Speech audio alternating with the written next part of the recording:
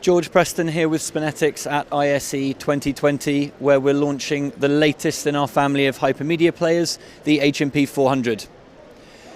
Just like its predecessors, the HMP 400 is fanless, complete 24/7 rated design, really a set and forget installation product.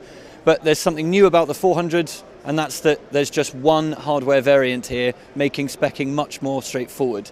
Of course, you can upgrade features. Out of the box, the HMP 400 comes with access to the ARIA cloud, and then feature levels which allow you to expand in a modular way to using Elementi widgets, like many thousands of customers around the world are familiar with, and up to the special features like video walls, streaming, and network control.